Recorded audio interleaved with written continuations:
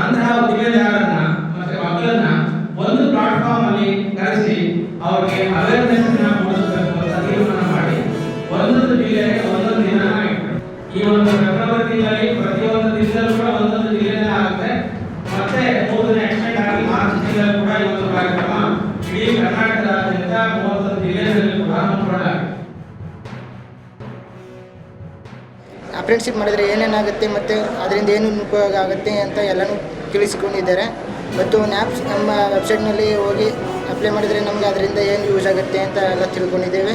ಮತ್ತು apprenticeship complete ಆದರೆ ಬೇರೆ ಸರ್ಕಾರಿ ಉದ್ಯೋಗಗಳಲ್ಲಿ ಭಾಗಿಯಾಗ್ಬೋದು ಅಂತ ತಿಳಿಸಿಕೊಟ್ಟಿದ್ದಾರೆ. ಅಪ್ರೆಂಟಿಸ್ಶಿಪ್ ಮಾಡುವುದರಿಂದ ಉಪಯುಕ್ತವಾಗುತ್ತೆ.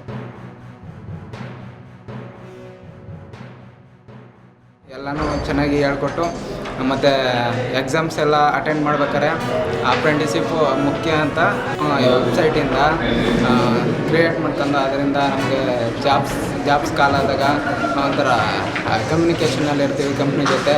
ಅದರಿಂದ ಯೂಸ್ ಮಾಡ್ಕೊಂಡು ನಮ್ಮ ಕಂಪ್ನಿಗೆ ಜಾಯ್ನ್ ಆಗಿ ಮತ್ತು ಅದರಿಂದ ಜಾಬನ್ನು ಪಡ್ಕೋಬೋದು.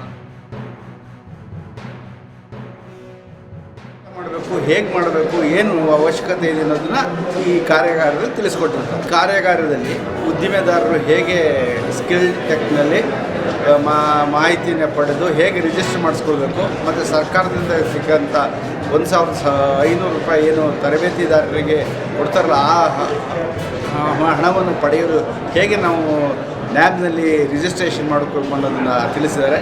ಇದರಿಂದ ಮಕ್ಕಳಿಗೂ ಕೂಡ ಮತ್ತು ಉದ್ಯಮಿಗೂ ಕೂಡ ತುಂಬ ಅನುಕೂಲ ಆಗಿದೆ. ನಾಳೆ ದಿನ ನಮಗೆ ಯಾವ ಥರ ಗೌರ್ಮೆಂಟ್ ಜಾಬ್ ಸಿಗ್ಬೋದು ಅನ್ನೋದೆಲ್ಲ ಸ್ವಲ್ಪ ಮನದಟ್ಟಾಯಿತು.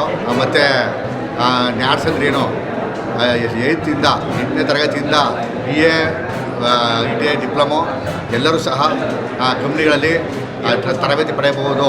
ಮತ್ತು DBD ಅಮೌಂಟು 1,500 ರೂಪಾಯಿ ಗೌರ್ಮೆಂಟ್ ಬರುತ್ತೆ.